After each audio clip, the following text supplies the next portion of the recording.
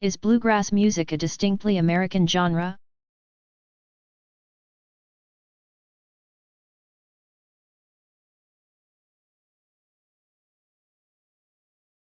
Yes, the style of music developed out of country music during the late 1930s and throughout the 1940s.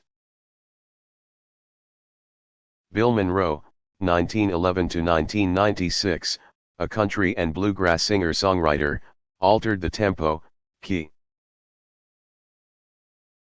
pitch, and instrumentation of traditional country music to create a new style named for the band that originated it. Bill Monroe and the Bluegrass Boys. Monroe's home state was Kentucky. Bluegrass was first heard by a wide audience when in October 1939. Monroe and his band appeared on the popular country music radio program The Grand Ole Opry. Although bluegrass evolved through several stages and involved a host of contributors, through it all Bill Monroe remained the guiding and inspirational force, and therefore merits the distinction of being the father of bluegrass.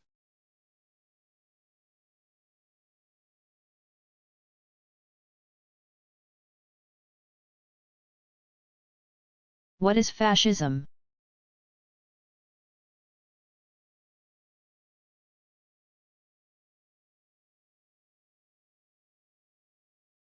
Fascism is an extreme political philosophy that holds nation and race above the individual and supports the establishment of an authoritarian government, where absolute power is vested in the leader. In post-World War I Italy, a fascist movement developed, led by Benito Mussolini, 1883 to 1945, paralleling the rise of Nazism in Germany. Mussolini took power of the Italian government in 1922, instituting programs of economic and social regimentation. Opposition to his dictatorship was forcibly suppressed. Italy became allied with Germany, under German Chancellor and Führer Adolf Hitler 1889 to 1945. And Japan in 1936 to form the Axis powers, an alliance that was ultimately defeated by the Allied nations. Chiefly Great Britain, the United States, and Soviet Union, in World War II, 1939 to 45. Mussolini died by execution in 1945. Italy's fascist movement dramatically declined at the end of the war.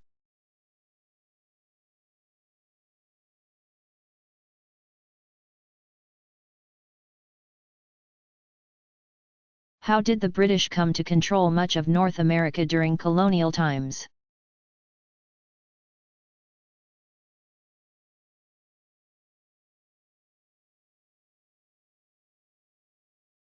British and French explorers laid claim to many parts of what is now the United States. During the late 1600s and into the mid-1700s, the two European powers fought a series of 4 wars in their struggle for control of territory in North America. 3 of the wars broke out in Europe before they spread to America, where British and French colonists fought King William's War. 1689 to 97, Queen Anne's War, 1702 to 13, and King George's War, 1744 to 48. King William's War saw no gains for either side. After Queen Anne's War, however, both sides signed the Treaty of Utrecht, in which France ceded Newfoundland, Acadia, and the Hudson Bay Territory to Britain.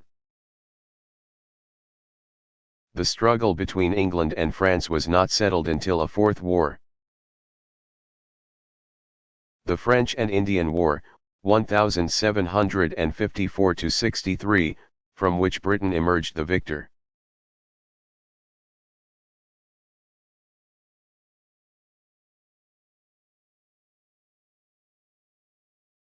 What were the Spanish holdings in the New World?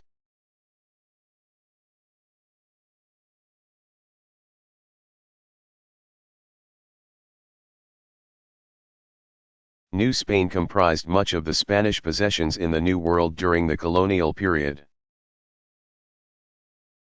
At its height, New Spain included what are today the southwestern United States, all of Mexico, Central America to the Isthmus of Panama, Florida, much of the West Indies, islands in the Caribbean, as well as the Philippines in the Pacific Ocean. The Viceroyalty, province governed by a representative of the monarch, was governed from the capital at Mexico City beginning in 1535. In 1821 a Mexican rebellion ended Spanish rule there, and the colonial empire of New Spain was dissolved. By 1898 Spain had relinquished all its possessions in North America. Its last holdings were the islands of Cuba, Puerto Rico, Guam, and the Philippines, which were ceded to the United States after Spain lost the Spanish-American War, 1898. During the colonial period, Spain also claimed other territories in the New World in northern and western South America. Most of these holdings fell under the Viceroyalty of Peru, which was administered separately from the Viceroyalty of New Spain. These possessions were also lost by Spain by the end of the 1800s.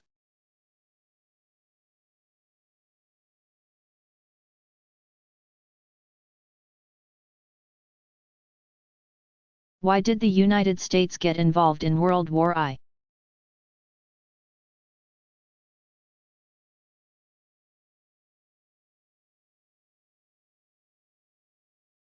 When war broke out in Europe in August 1914, Americans opposed the involvement of U.S. troops, and President Woodrow Wilson, 1856 to 1924, declared the country's neutrality. But as the fighting continued and the German tactics threatened civilian lives, Americans began siding with the Allies. After the sinking of the passenger liner SS Lusitania, Germany adopted restricted submarine warfare. But early in 1917 Germany again began attacking unarmed ships. This time American cargo boats, goading the United States into the war. Meantime, German U-boats were positioning to cut off shipping to and from Britain, in an effort to force the power to surrender. Tensions between the United States and Germany peaked when the British intercepted, decoded, and turned over to President Wilson a telegram Germany had sent to its ambassador in Mexico. The so-called Zimmermann Note, which originated in the office of German Foreign Minister Arthur Zimmermann.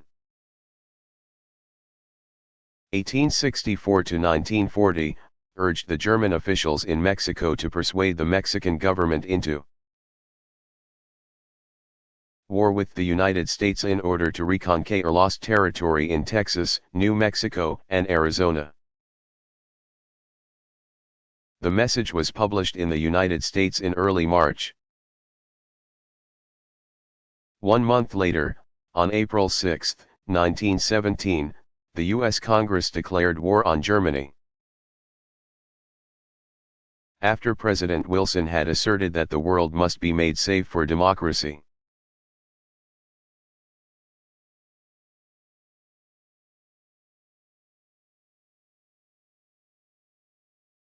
Who was Hawaii LOA?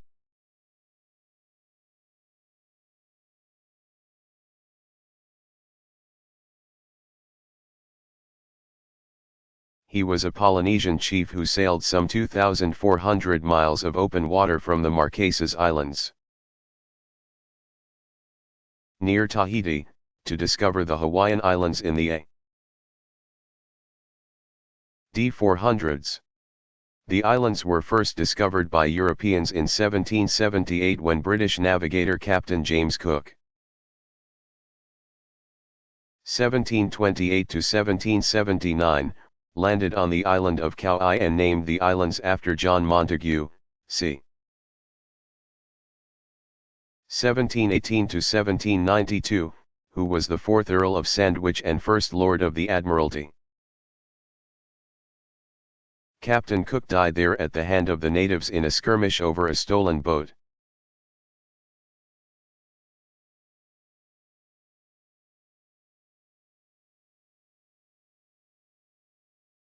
What was the 30 Years' War?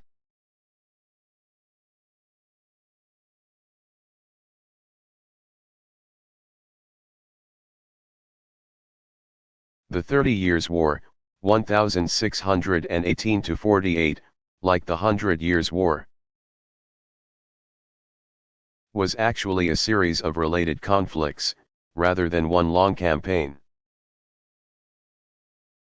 The conflict in Europe began as a religious one, with hostility between Roman Catholics and Protestants. But it eventually turned political before it was ended with the Peace of Westphalia.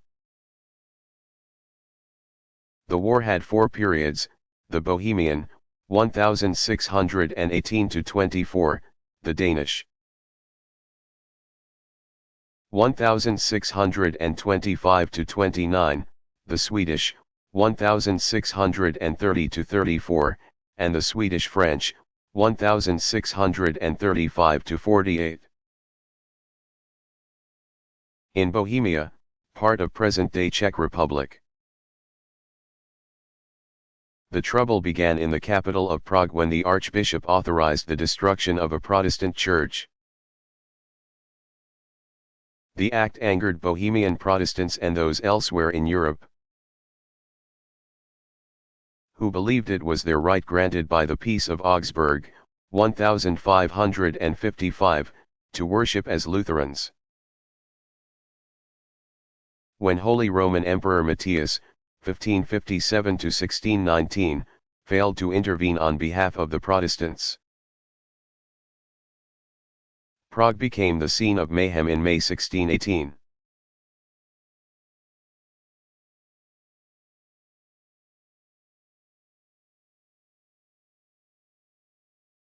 What was trial by ordeal?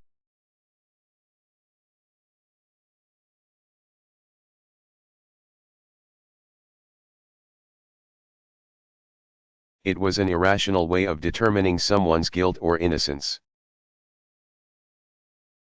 After the fall of Rome, 476, Roman law gave way to the laws of the various Germanic,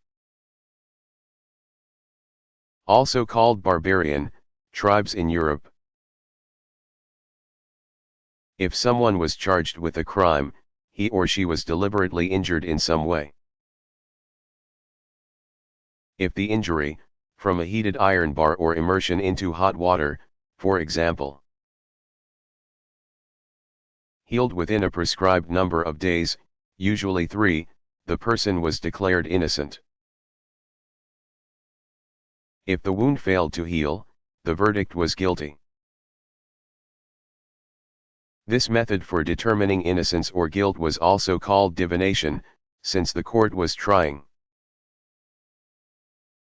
through the ordeal, to divine, discover intuitively, whether the accused person was guilty.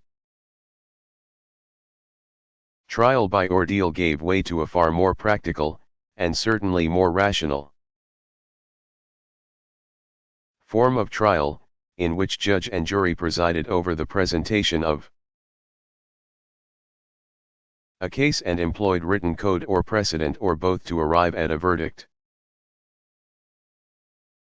But divination, literally, to predict by supernatural means, was used as recently as the 1600s. when women in Puritan New England were charged with witchcraft. A suspect was bound up with rope and immersed in water. If she sank, she was innocent; if she floated, she was declared guilty.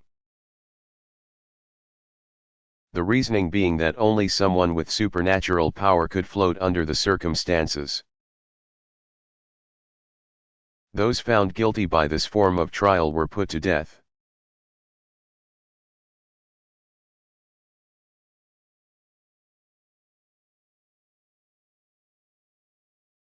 What is Marxism?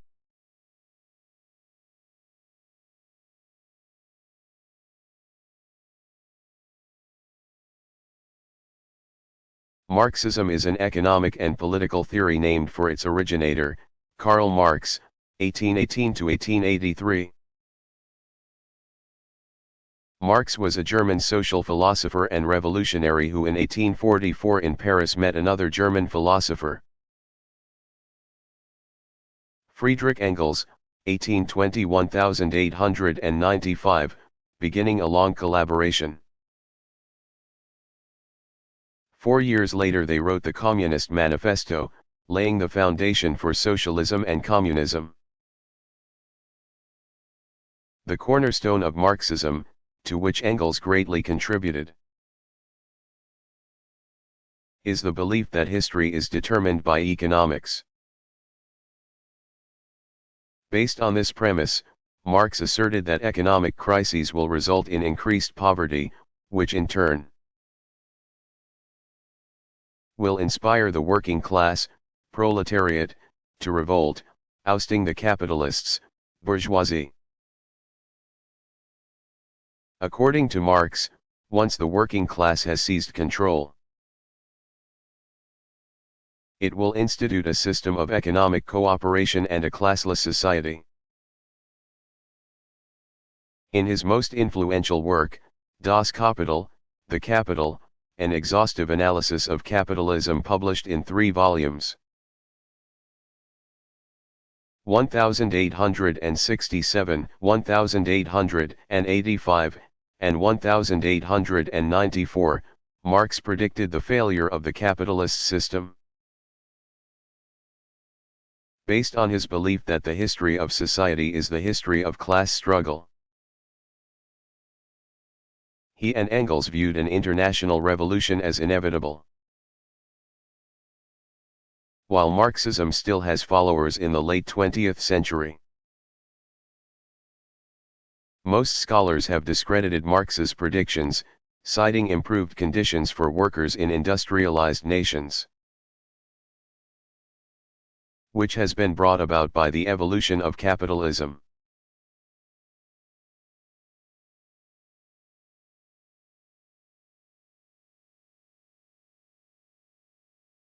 Who was Alice Paul?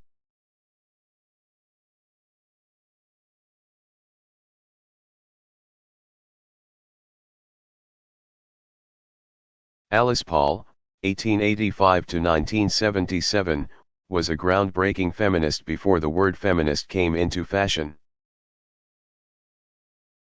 The Mount Laurel, New Jersey, institute named in her honor describes her as the architect of some of the most outstanding political achievements on behalf of women in the 20th century. Paul was born in 1885 to Quaker parents who instilled in her a belief in gender equality. After completing high school the top in her class, Paul graduated from Swarthmore College in 1905 and began work toward an advanced degree. In 1906 she traveled to England, where she continued her studies,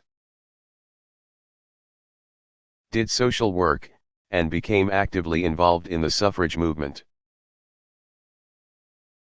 She was arrested 3 times for her involvement in protests. In 1916, when the American women's suffrage movement was divided and dead in the water, Paul founded the National Woman's Party, NWP, an organization that spearheaded the campaign for national women's suffrage and that continued working for women's rights and equality into the 21st century. Paul's leadership of the suffrage movement was critical in the passage of the 19th Amendment. 1920, which guaranteed women the right to vote. She organized thousands of activists to put enormous pressure on the White House and Congress. Paul employed what was then considered a most unladylike strategy of sustained, dramatic, nonviolent protest. The suffrage campaign was characterized by national speaking tours, marches, and pickets, including the first ever at the White House. When protesters were arrested, they sometimes endured brutal prison conditions and staged hunger strikes. After passage of the 19th Amendment, Paul continued her studies, adding to her master's degree in social work, 1907, a doctorate in economics, 1912. She earned 3 more advanced degrees, culminating in a Doctor of Law degree in 1927 from American University. Called a brilliant political strategist, the forward-thinking Paul authored the first Equal Rights Amendment for women, which she introduced to Congress in 1923. In 1942 she became chairperson of the National Woman's Party. She later added language of gender equality to the Charter for the United Nations as well as the 1964 Civil Rights Act. After a life of courageous activism on behalf of women, Paul died in 1977.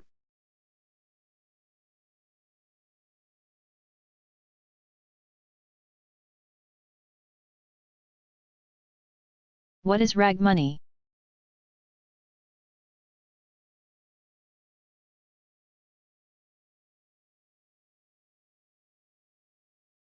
Rag money is a derisive term for paper currency.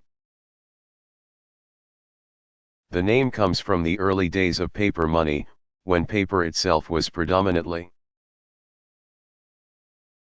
made with the cotton and linen fibers from rags. Hence, bills were rag money.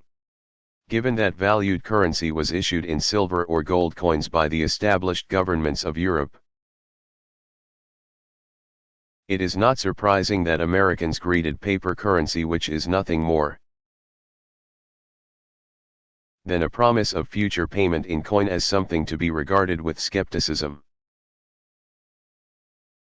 After the Declaration of Independence, 1776, the first bills that were issued by the U.S. government quickly became worthless. In its effort to fund the American Revolution, 1775–83, the Second Continental Congress printed so many bills, called Continentals, that there was not enough silver to back them up. The financial crisis that emerged did nothing to inspire American confidence in paper currency. Rag money continued to have its detractors even after the revolution had been financed by European loans and the U.S. government established the dollar as its unit of currency, 1785.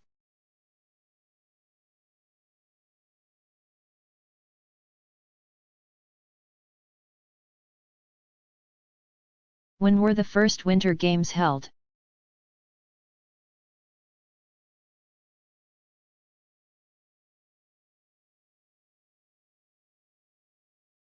The Winter Olympic Games had a slow birth, making their first official appearance almost 3 decades after the first modern games were held in Athens, 1896. In 1901 Nordic Games were held in Sweden. However, only Scandinavian countries participated in the events, which organizers intended to hold every 4 years. The Nordic Games constituted the first organized international competition involving winter sports. Then, as part of the Summer Olympic Games in 1908, host city London held a figure skating competition that October.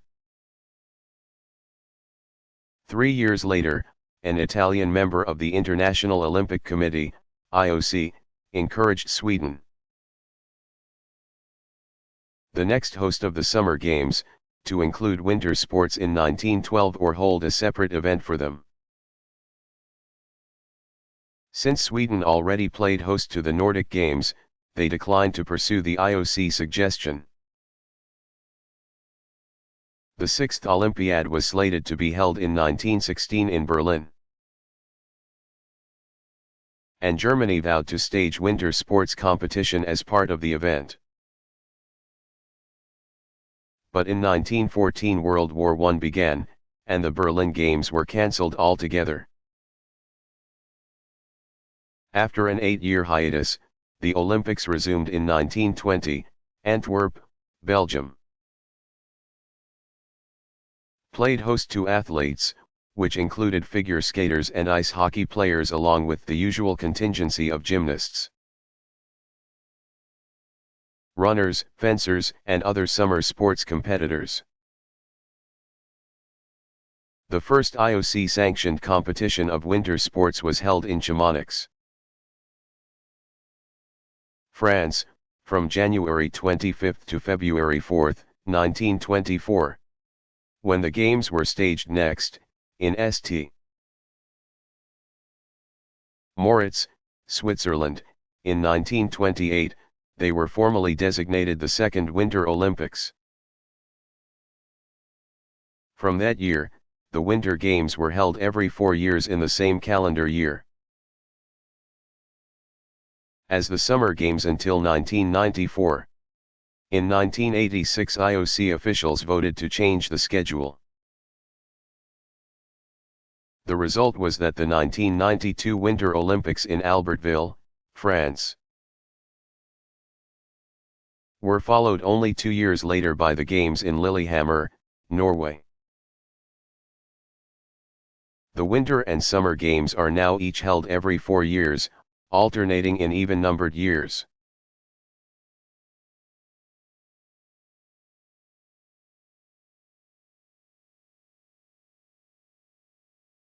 What was the impact of network television?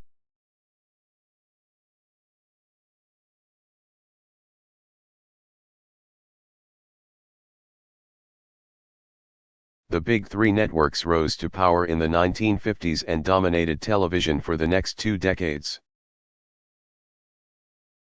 During much of this period, they captured more than 90% of the total viewing audience. Americans had turned away from the radio programs and films that had diverted them in the post-war 1940s and were tuning into television the tube at an average rate of 25 hours per week, leaving little time for any other recreational pursuits. In short, television had become not only an American pastime, but an American obsession. Radio, which had given birth to television, both NBC and CBS were radio networks before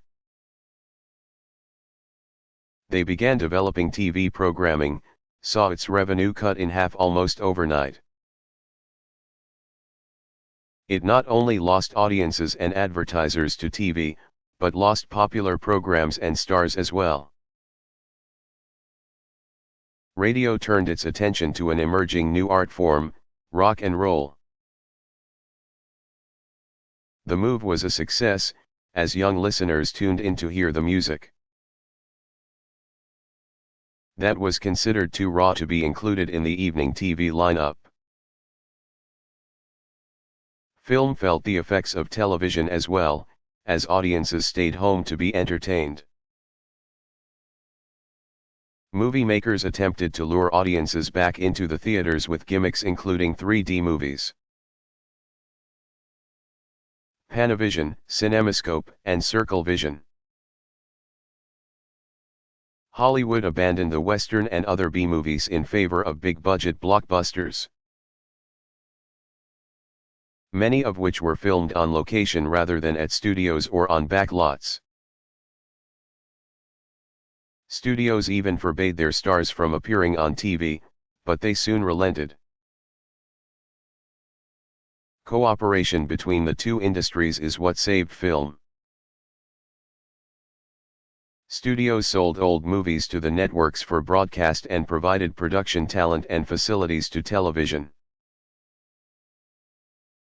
Newspapers were least affected by the tremendous popularity of television. Since programming time was at first limited to 8 p.m. to 11 p.m., which still left time to read the paper.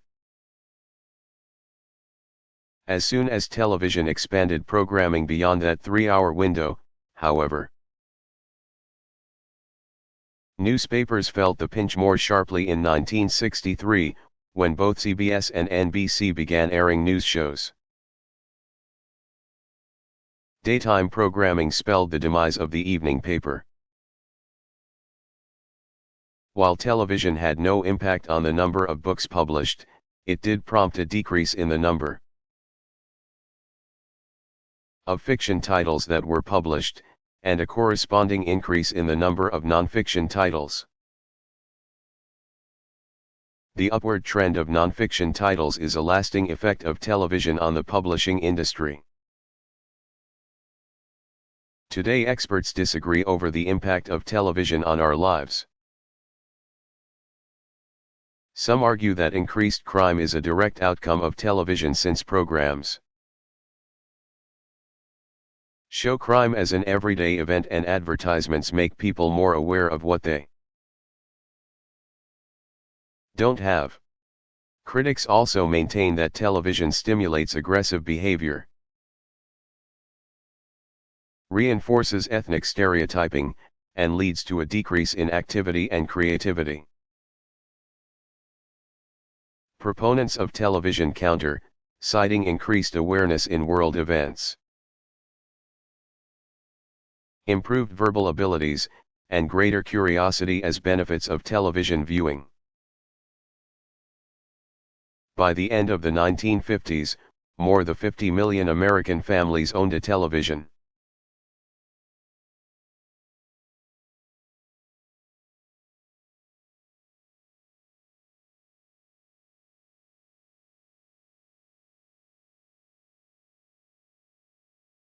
Why is Gutenberg considered the pioneer of modern printing?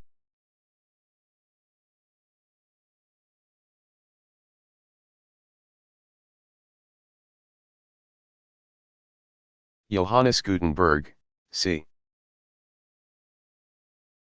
1390 to 1468, a German who built his first printing press around 1440 to 1450. Is considered the inventor of a lasting system of movable type printing. Printing technology had only a brief existence in Europe before Gutenberg, whose process, culminating in the publication of the Gutenberg Bible, 1452 to 1456, made printed material available to everyone, not just the clergy or the privileged class. Gutenberg is credited with helping spread the ideals of the Renaissance, 1350 to 1600, throughout Europe.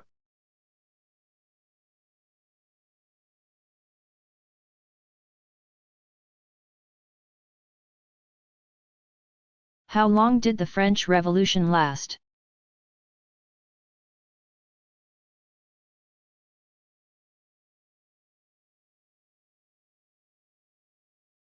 The revolution lasted some 10 years, and it grew increasingly violent as it progressed. It began in mid-1789 when the government found itself nearly bankrupt, and due to festering discontent among the commoners. The prosperous middle class included, that crisis quickly grew into a movement of reform. The revolution ended in 1799 when French General Napoleon Bonaparte 1769 to 1821, seized control of the government.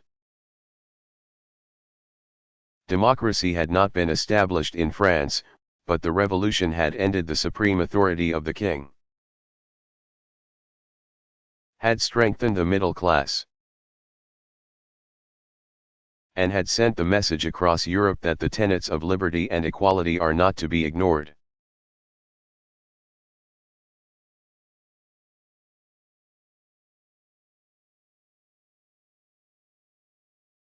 What was the first American university?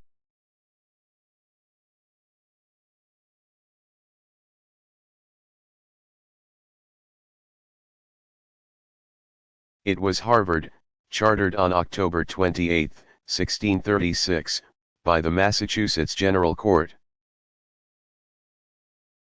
which passed a legislative act to found a college. It was not until November of the following year, however, that there was further action. It was then that the General Court decreed that the college be built in Newtown, Massachusetts, which in 1638 was renamed Cambridge after England's Cambridge University, where some colonists had studied. In fall of that year, Harvard's first professor, Nathaniel Eaton, began classes, at which time the first building was under construction and a library was being assembled. The university got its name not from a founder, but from a newly arrived British philanthropist and colonial clergyman, John Harvard, 1607 to 1638. Who left the library some 400 volumes and donated about £800 to the college. The institution was named in his honor in 1639, the year after he died. The first state university was the University of North Carolina at Chapel Hill. It was founded in 1789. And in 1795 it became the first public institution of higher education in the United States to begin enrolling students.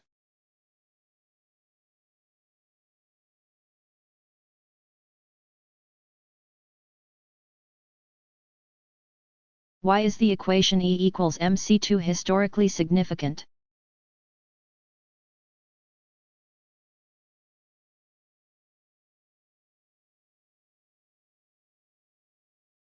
The famous equation was put forth in 1905 by German-born physicist and Nobel laureate.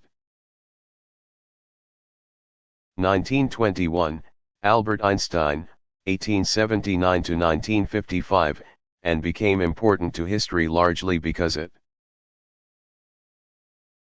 along with the quantum theory, developed by Max Planck in 1900, laid the foundation for nuclear energy. It is part of Einstein's theory of relativity, 1905, 1916. In the formula, E is energy, m is mass, and c squared is a constant factor equal to the speed of light squared. The equation illustrates the relationship between, and exchangeability of, energy and matter. In the 1930s, when scientists discovered a way to split atoms, the minute particles of which elements are made, they learned that the subatomic particles that were created have a total mass less than the mass of the original atom. In other words, when the atom was split, part of the mass of the atom had been changed into subatomic particles, but some of it had been converted into energy. Using Einstein's formula, E equals mc2, The scientists calculated how much energy was produced by splitting an atom. This atom splitting method for creating energy is the basis for nuclear energy.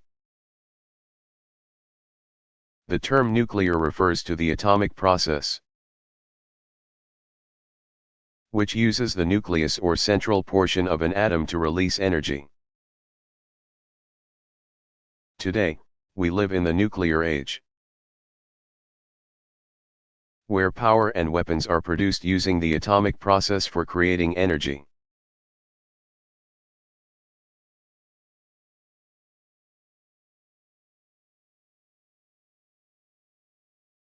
Did Michelangelo study anatomy?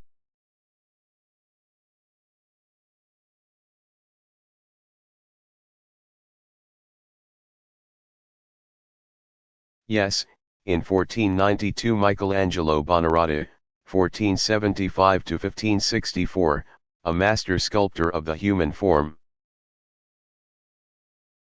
undertook the study of anatomy based on the dissection of corpses from the hospital of Santo Spirito. Perhaps most well known for his sculptures of David, 1501-04, and Moses, 1515-15. As well as his frescoes on the ceiling and walls of the Sistine Chapel, Michelangelo was also an architect who believed that buildings should follow the form of the human body to the extent of disposing units symmetrically around a central and unique axis, in a relationship like that of the arms to the body. He also wrote poetry. He was a true Renaissance man. Michelangelo was totally absorbed in his work and was known to be impatient with himself and with others.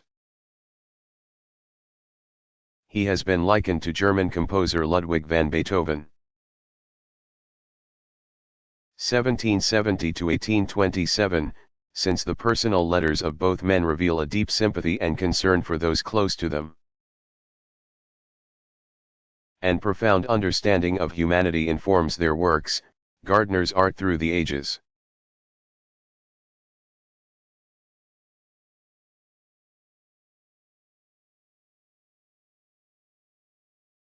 When was the Office of Homeland Security formed?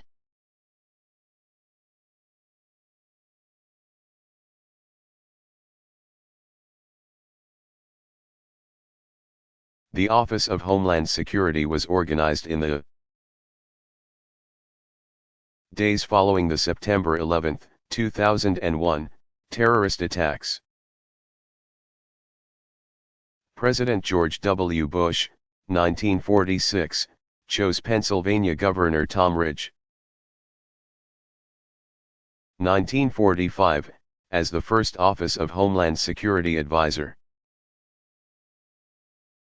Ridge was sworn in on October 8, 2001. The office was elevated to the department level on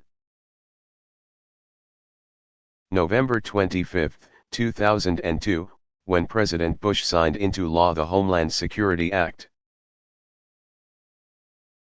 creating the Department of Homeland Security, DHS, and making Ridge a cabinet-level administrator. The DHS consolidated several existing agencies and pledged to carry out new initiatives to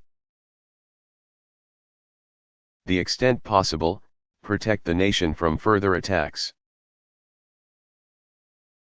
Agencies and sub-departments within the DHS's purview eventually included the Transportation Security Administration, Customs and Border Protection, Immigration and Customs Enforcement, the Federal Emergency Management Agency, FEMA, Information Analysis and Infrastructure Protection Offices, U.S. Citizenship and Information Services, formerly the Immigration and Naturalization Service, or INS, an Office for Civil Rights and Civil Liberties, the U.S. Coast Guard, and the U.S. Secret Service. On February 15, 2005, Ridge was succeeded by Michael Chertoff, 1953. A former U.S. Circuit Court judge. Chertoff had also worked as an assistant attorney general, in that position. He helped trace the 9/11 terrorist attacks to the Al-Qaeda network and worked to increase information sharing within the Federal Bureau of Investigation, FBI, and with state and local officials.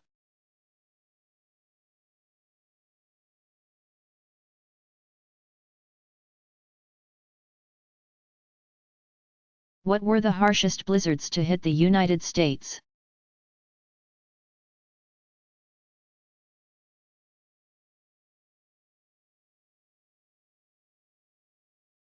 Regions of the United States, particularly the Great Plains, Midwest,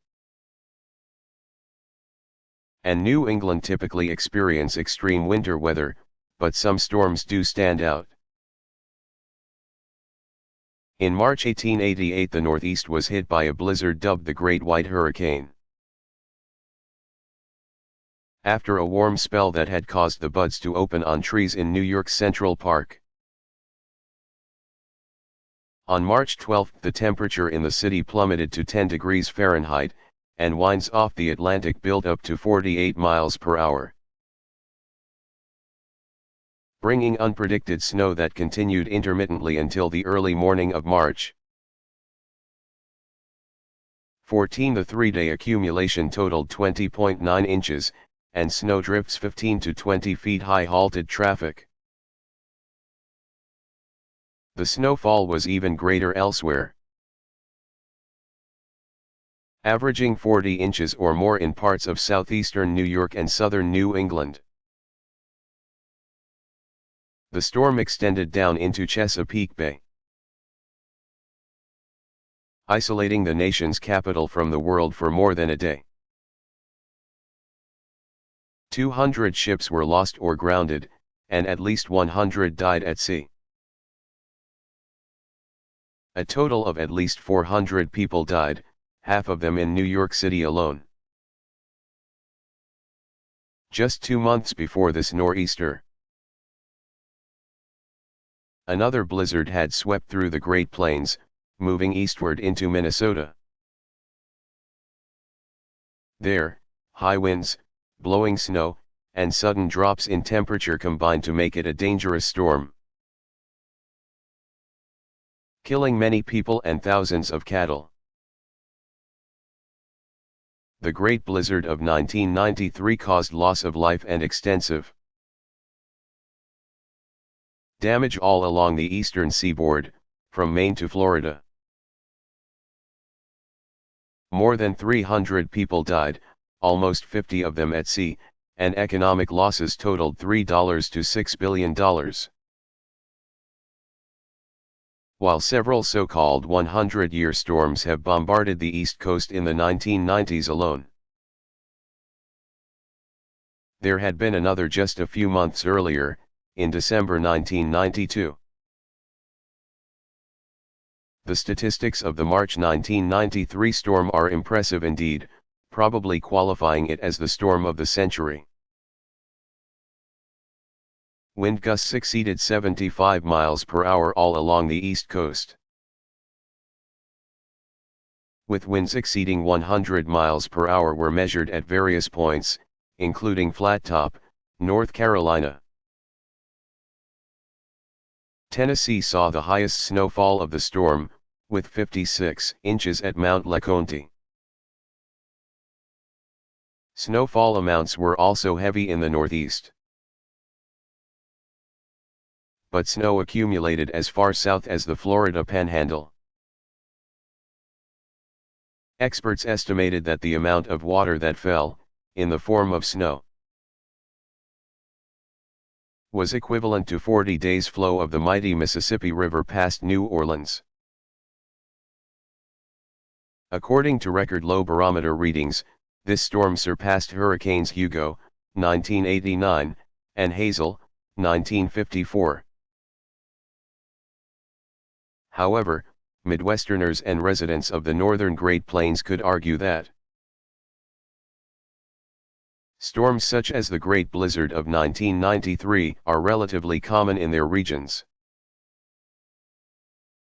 To wit, another storm that could easily vie for the title storm of the century occurred January 10 to 11, 1975.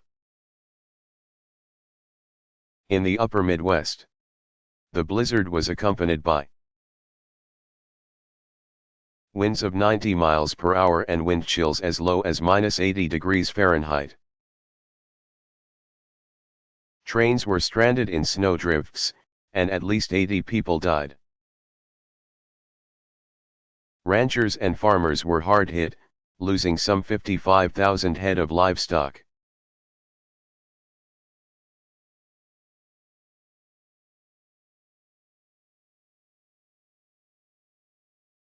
Who was Genghis Khan?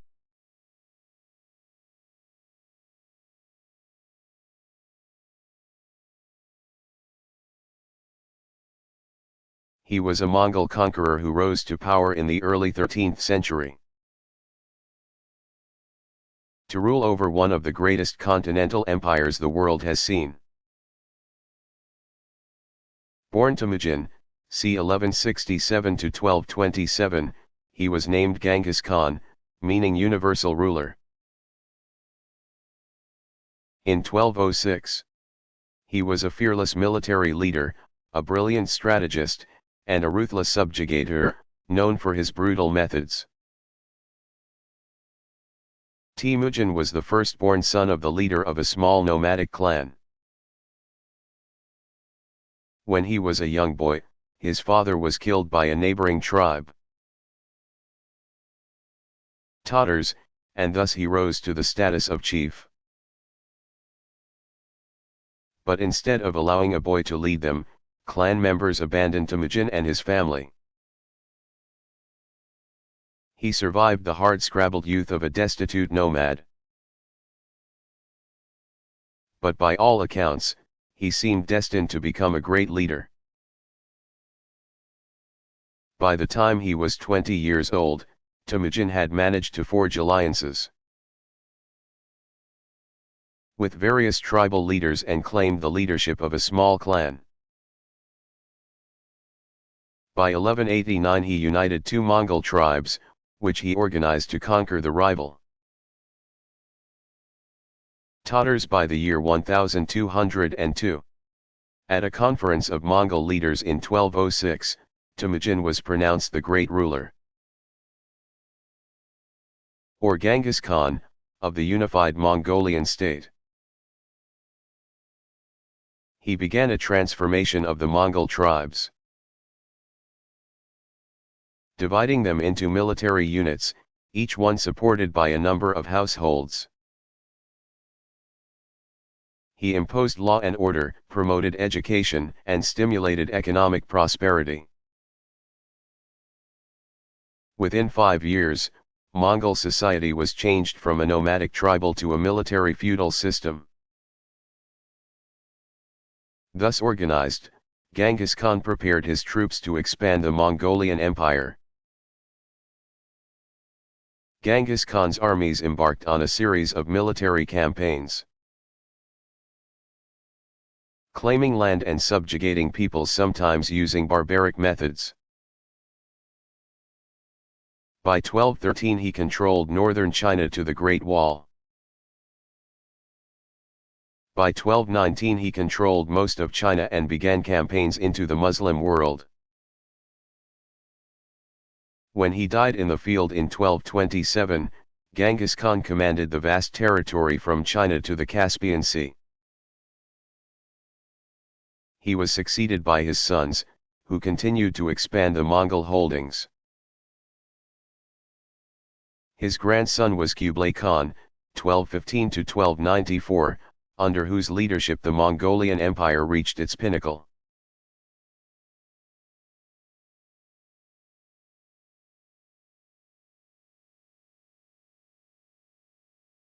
How did the Soviet Union fall apart?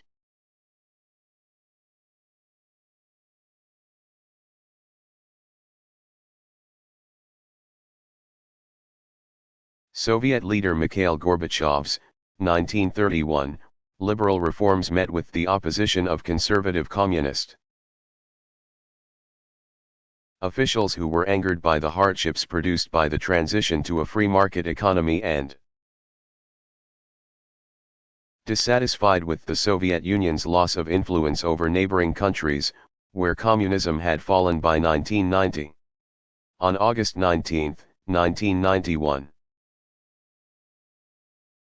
communists attempted to overthrow Gorbachev as president of the Soviet Union. Though the effort failed in the face of widespread public opposition, it nevertheless weakened Gorbachev's leadership. Soon the 15 Soviet republics declared independence but indicated their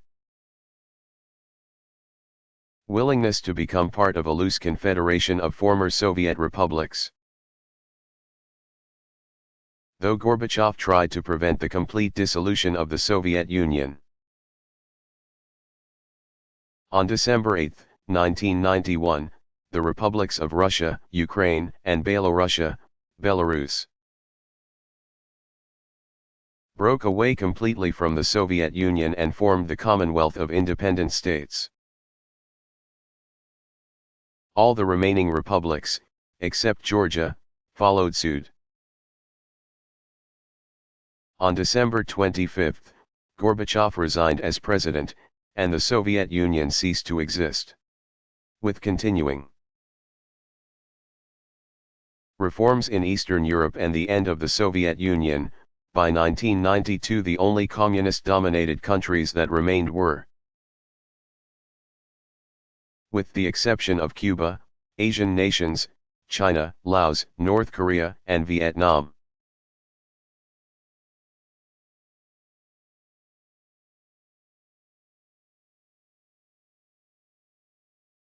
Why is the exodus from Egypt so well known?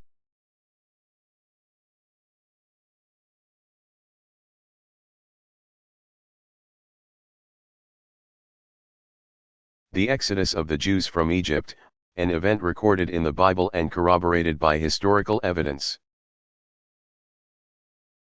is well known to Jews and non-Jews alike, since the event, which Jews commemorate with Passover,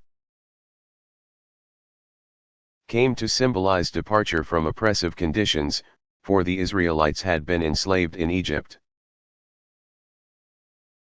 According to the Bible, the Old Testament books of Genesis and Exodus,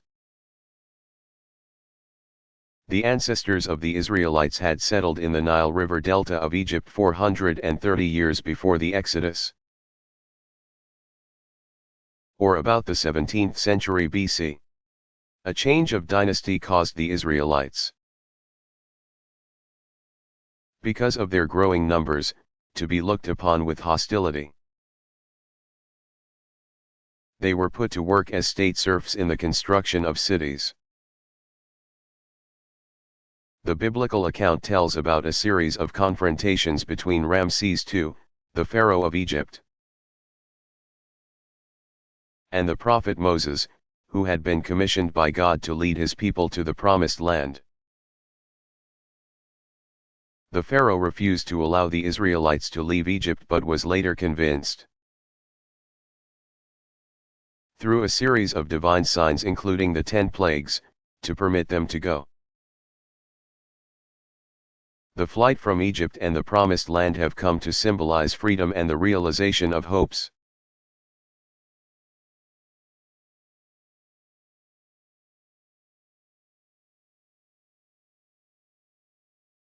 What were the Jim Crow laws?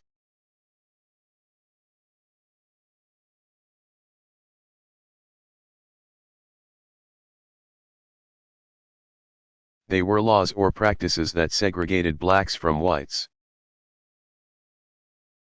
They prevailed in the American South during the late 1800s and into the first half of the 1900s.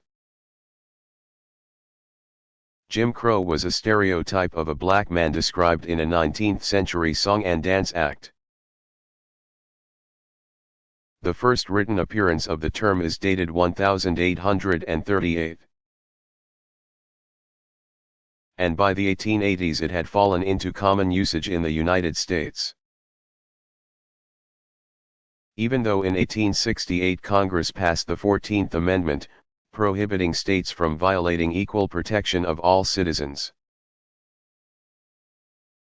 Southern states passed many laws segregating blacks from whites in public places. In short, the laws were both manifestation and enforcement of discrimination. Thanks to the civil rights movement, the laws were finally found to be unconstitutional during the 1950s and 1960s.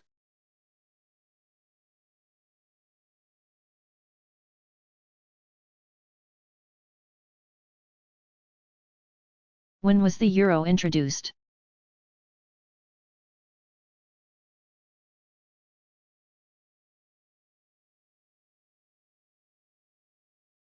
The euro, the currency of the 12 European Union nations: Belgium, Germany, Greece, Spain, France, Ireland, Italy, Luxembourg, the Netherlands, Austria, Portugal, and Finland went into circulation January 1, 2002, becoming part of daily life for more than 300 million people. The banknotes and coins replaced national currencies, making the franc, Deutschmark, peseta, and lira, among others, history in the participating nations. The euro's origins can be traced to a series of international agreements. Beginning in 1978, which were made among the members of what was then called the European Community, or EC. In February 1986, the framework for the unified monetary system was agreed upon by nations who signed the Single European Act, creating an area without internal frontiers, in which the free movement of goods, persons, services, and capital is ensured. The 1989 Delors report outlined a plan to introduce the currency in 3 phases.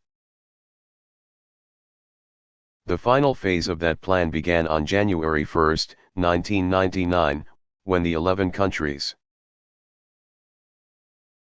later to become 12, belonging to the European Union, established the conversion rates between their respective national currencies and the euro, creating a monetary union with a single currency. A 3-year transition phase followed, during which monetary transactions could be made in euro, but there was no requirement to do so. On January 1, 2002, the central banks of the 12 participating countries put into circulation about 7.8 billion euro notes and 40.4 billion euro coins, together worth 144 billion euros. Simultaneously, each country began to withdraw its own currency from circulation. By February 28, 2002, the changeover was complete, meaning the national currencies were completely withdrawn and only the euro was in circulation. When 10 new nations, Cyprus, Czech Republic, Estonia, Hungary, Latvia, Lithuania, Malta, Poland, Slovakia, and Slovenia, joined the EU on May 1, 2004, there was no timetable for their adoption of the euro. Previously, in 2003, Sweden voted against joining the euro area.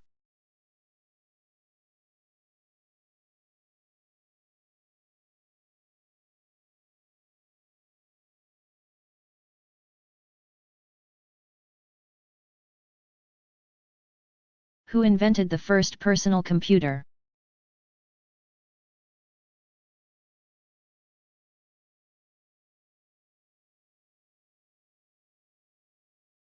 Development of the personal computer, PC, a microcomputer designed to be used by one person.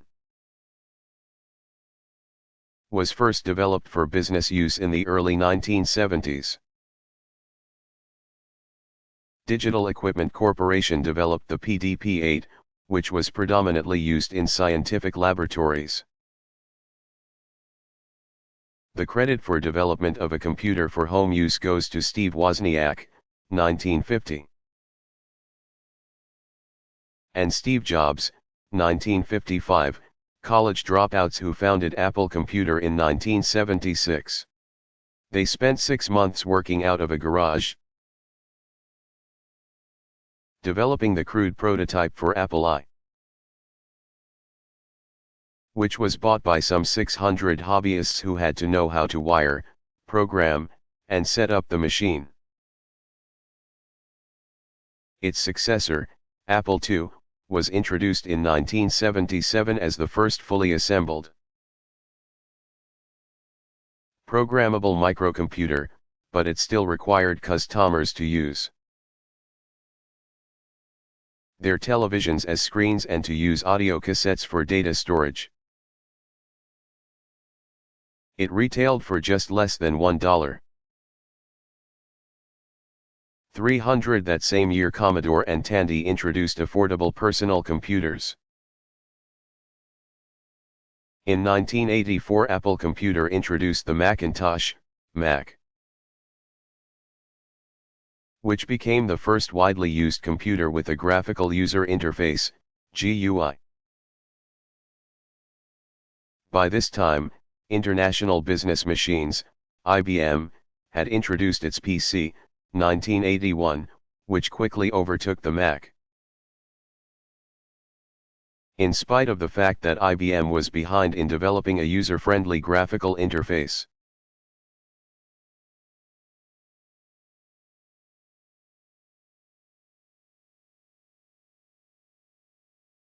What was the Carolingian Empire?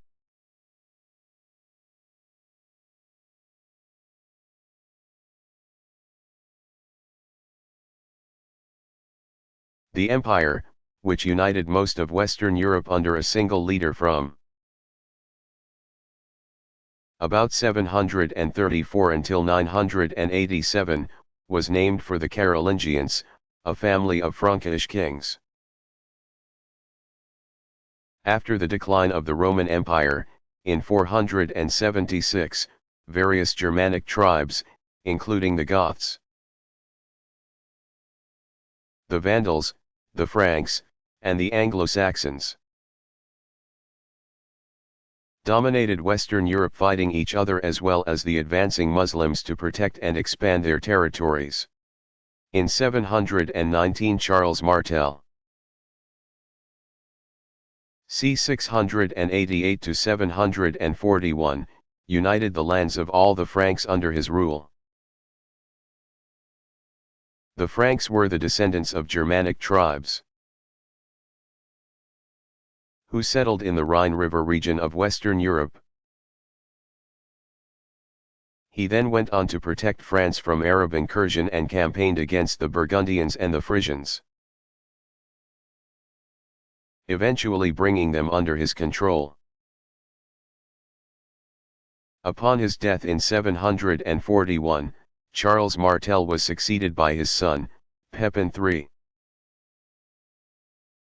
Known better perhaps as Pepin the Short, c. 714 to 768. It was Pepin who established the Carolingian Empire and brought the Lombards into the empire. Upon his death, he was succeeded by his son Charlemagne, or Charles the Great, 742 to 814.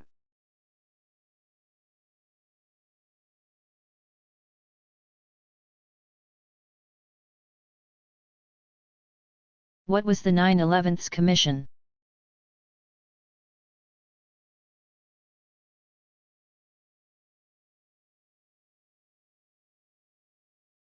It was the 10-member group created by a congressional act signed by the President. On November 27, 2002, the bipartisan commission, consisting of 5 Republicans and 5 Democrats, was chosen by Congress to look into how the attacks of September 11, 2001 could have happened and how such a tragedy could be avoided in the future. During its investigation, the commissioners and their staff reviewed more than 2.5 million pages of documents, interviewed more than 1,200 people in 10 countries, held 19 days of hearings, and took public testimony from 160 witnesses. The commission wrapped up its work in all due speed,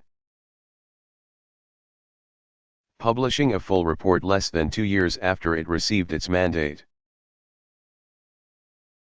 The 567-page report chronicles the events of 9/11, looks at the roots and growth of the new terrorism,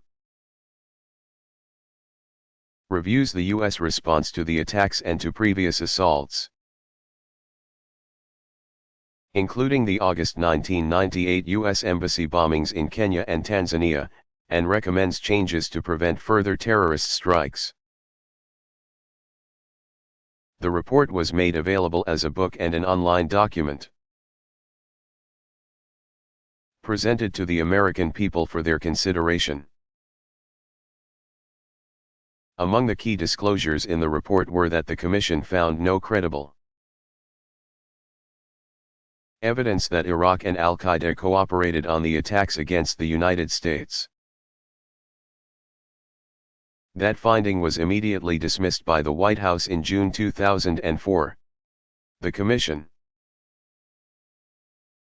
also reported that the original plan for the Al-Qaeda attacks on the U.S. homeland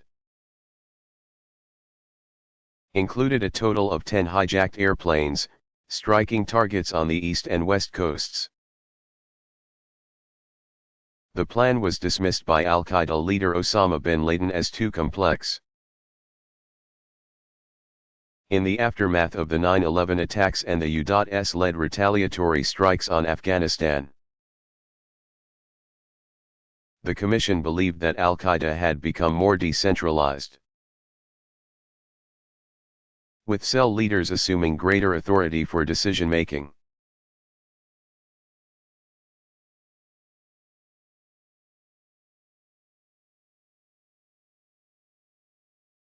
Who was Rasputin?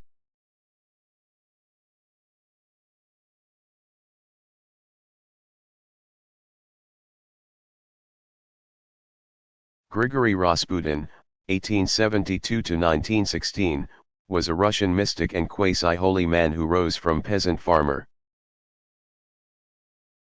to become advisor to Tsar Nicholas II, 1868–1918, and his wife, Tsarina Alexandra, 1872–1918. Sometime in 1905 or shortly thereafter, Alexandra had come into contact with Rasputin, and, showing he was able to effectively treat Nicholas's and Alexandra's severely hemophiliac son Alexis. 1904–1918, Rasputin quickly gained favor with the Russian rulers, but the Prime Minister and members of the Legislative Assembly, the Duma, could see Rasputin was a disreputable character, and they feared his influence on the Tsar. They even tried to exile Rasputin, but to no avail. By 1913, 1 year before the outbreak of World War I, 1914–18, the Russian people had become acutely aware of Tsar Nicholas's weaknesses as a ruler. Not only was his government subject to the influence of a pretender like Rasputin,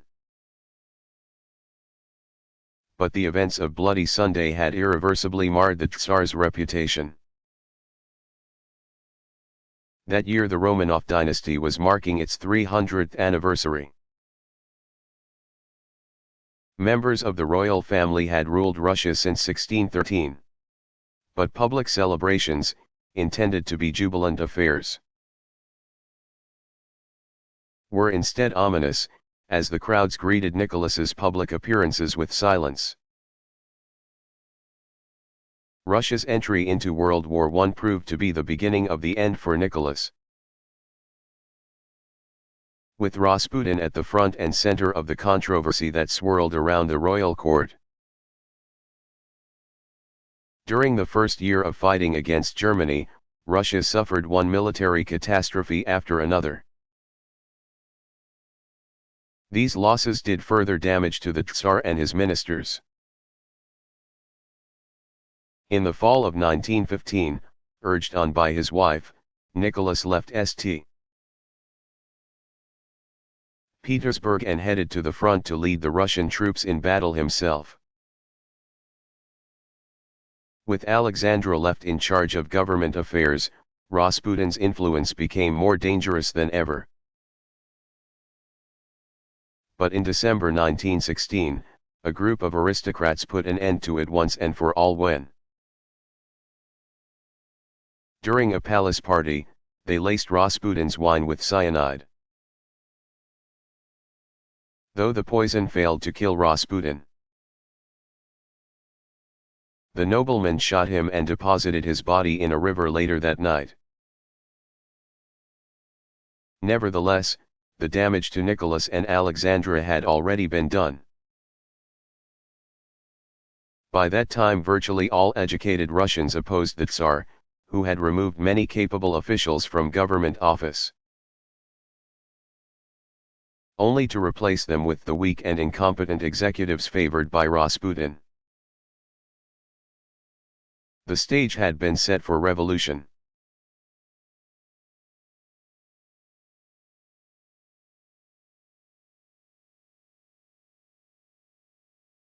What does the letter X in Malcolm X's name stand for?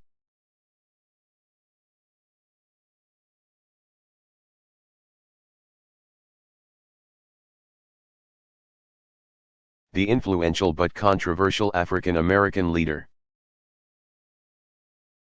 who was a staunch defendant of black rights, took the surname X in 1952, upon his release from prison.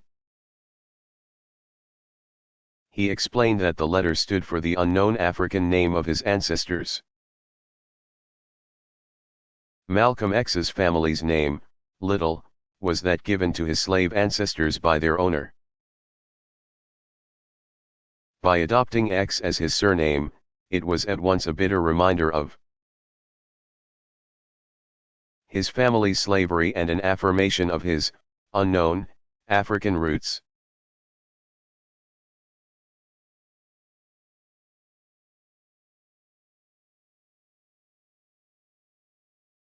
What was the first disease conquered by human beings?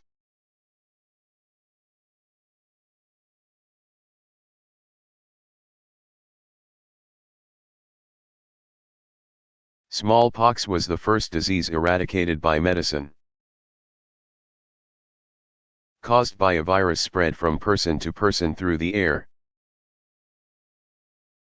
Smallpox was one of the most feared diseases and there was no treatment for it.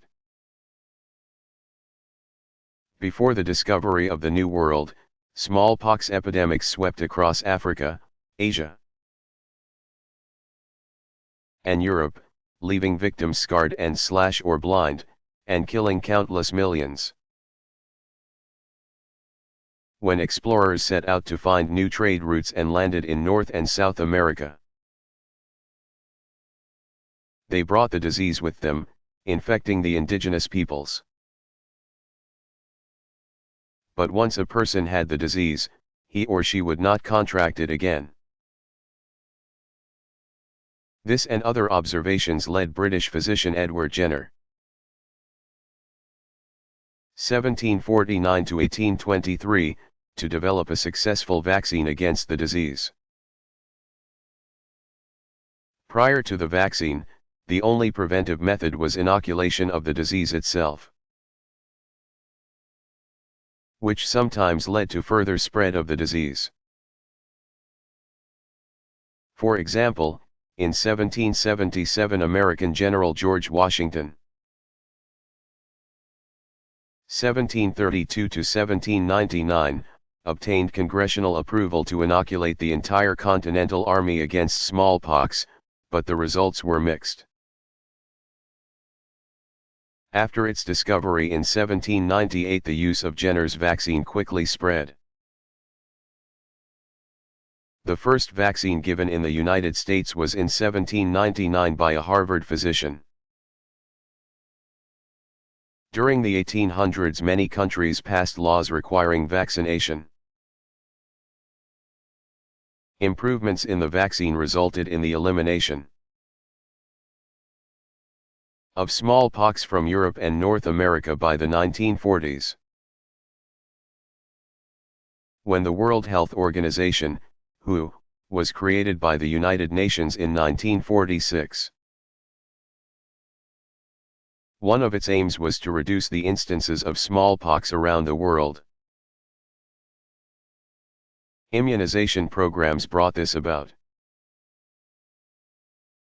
The last natural occurrence of the disease was reported in October 1977 in Somalia, Africa. When no further cases were documented within the next 2 years, the disease was considered eradicated.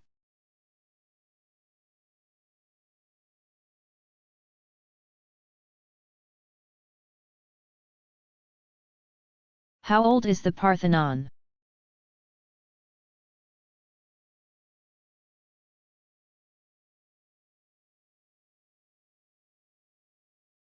The ancient temple, originally built on the Acropolis, a hill overlooking the city of Athens, was constructed between 447 and 432 BC by Greeks. The white marble edifice, considered a prime example of Greek architecture, has an interesting history. About AD 500, it became a Christian church. In the mid-1400s, when the region was captured by Turkish Muslims, it was turned into a mosque. And in 1687, when Venetians tried to take the city, the Parthenon was severely damaged. Only ruins remain today.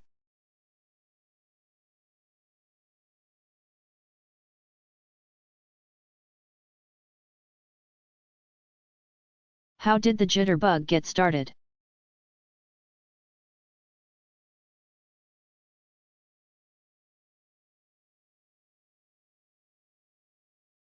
During the height of swing music's popularity in the late 1930s and early 1940s,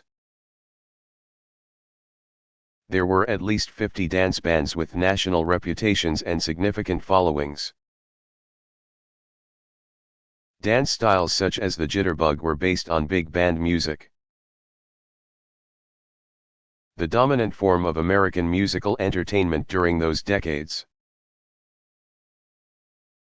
The dance itself is a variation of the two-step. Couples swing and twirl in standardized patterns, which sometimes include acrobatics.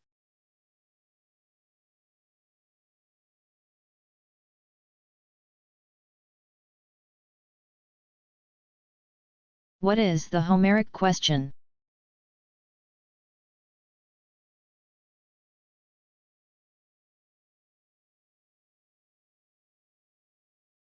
During the 18th and 19th centuries, scholars became involved in a debate, referred to as the Homeric question, about whether the Iliad and the Odyssey were written by the same author, or even if any one author can be credited with the entire composition of either poem, and what kind of an author Homer was. The dispute continues today. Scholars believe the Iliad was probably written much earlier than the Odyssey, though there is not enough evidence to prove that the Greek poet Homer, c. 850-BC, did not write both epics. Further, it was suggested that Homer was a bard, oral poet, who was unable to read or write and who sang the great stories of the Iliad and Odyssey to the accompaniment of a lyre. According to this theory, the tales would have been dictated by Homer to a scribe late in the poet's life. However, some have left open the possibility that the human histories told in the Iliad and the Odyssey were in fact the composite result of the storytelling of numerous bards. Several other poems, including the Margits and the Batrachomyomachia, have also been attributed to Homer, but they were most likely written by his successors.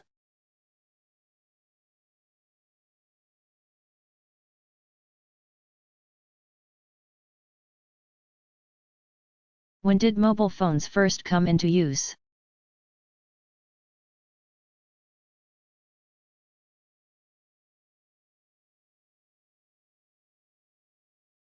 Mobile communication dates back to radiophones used in the 1940s and 1950s. They were two-way radio systems that were powered by car batteries and required operator assistance. They were not very reliable, and the phones were anchored to a place, not a person. The first truly mobile phone call, in that it used a portable handset, was manufactured on April 3, 1973. The caller was Dr. Martin Cooper of Motorola, who, from the streets of Manhattan, called rival researcher Joel Engel at Bell Laboratories. At NT's research arm, the two companies were in a heated race to develop mobile telephony. The device used by Cooper that day was called the Dynatac.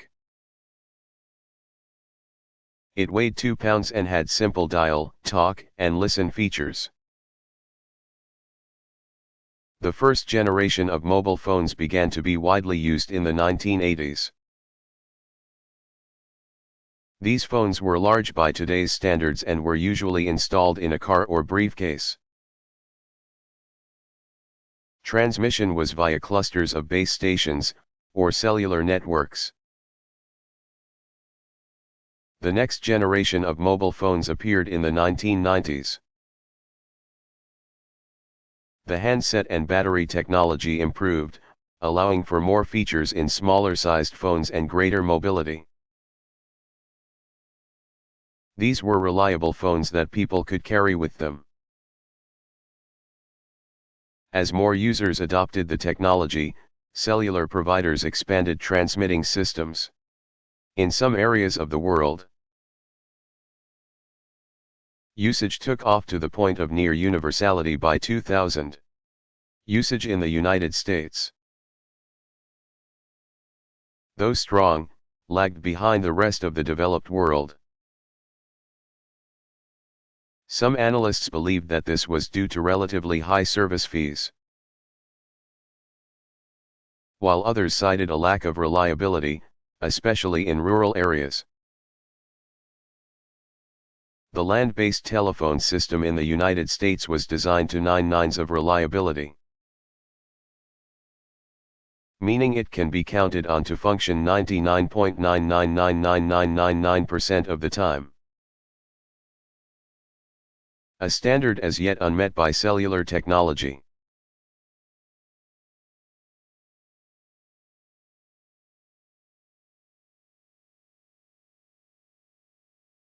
What was Black Hawk Down?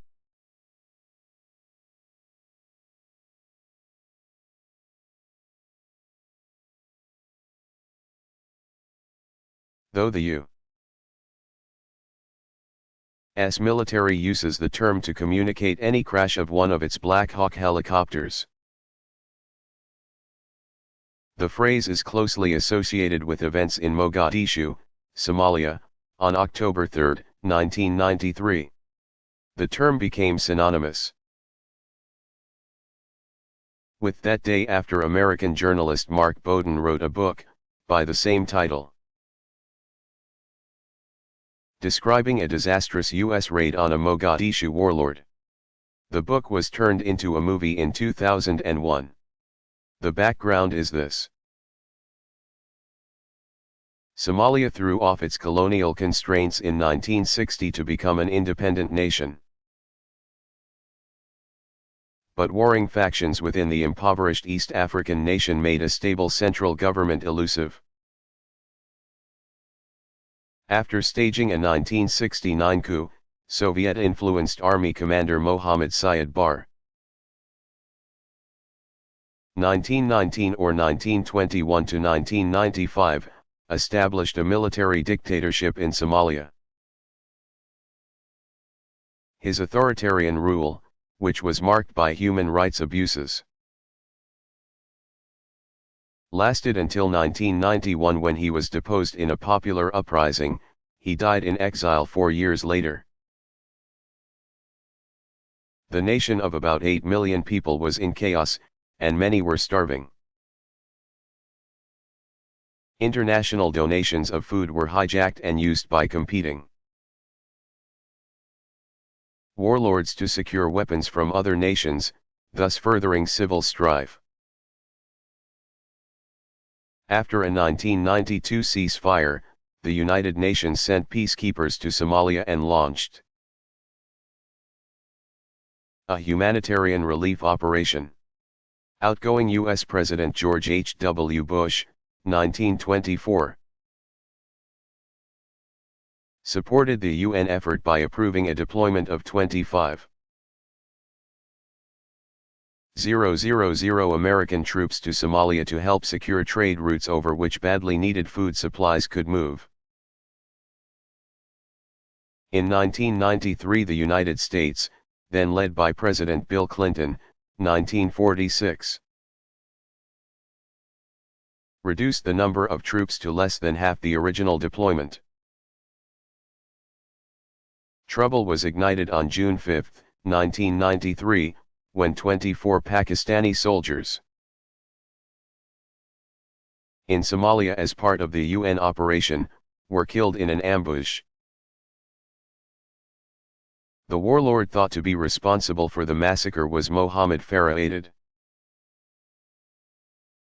Somalia's government ordered Aidid's arrest.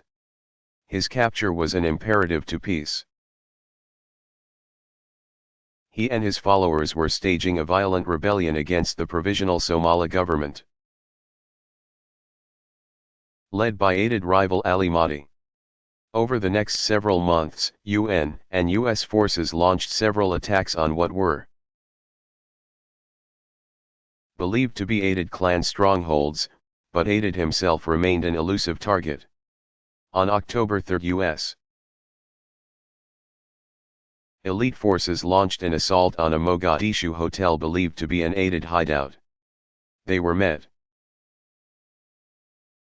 with an ambush. Over the following 17 hours, U.S. troops, including a military mission to rescue downed Black Hawk helicopter crews, engaged in a battle with armed Somalis in the streets of Mogadishu. 18 American servicemen were killed, the bodies of some were dragged through the streets of the city. Another 84 American soldiers were wounded. Hundreds of Somalis were killed in the fighting. Video footage of the chaos was shown on international television. The Battle of Mogadishu, as it is officially called, was the most intense combat firefight experienced by U.S. troops since Vietnam. On October 7, President Clinton signed orders to withdraw all American troops from Somalia. The United States pulled out in 1994, and the UN peacekeepers followed in 1995. Even after a 2002 reconciliation conference, Somalis had not secured a central government by 2004. The country remained impoverished, strife-ridden, and lawless. The UN and other non-governmental organizations, NGOs, worked to provide much-needed humanitarian relief to Somalis. Some military and foreign affairs experts point to the Battle of Mogadishu as a primary reason for American reluctance to engage troops in the world's hotspots in the 1990s.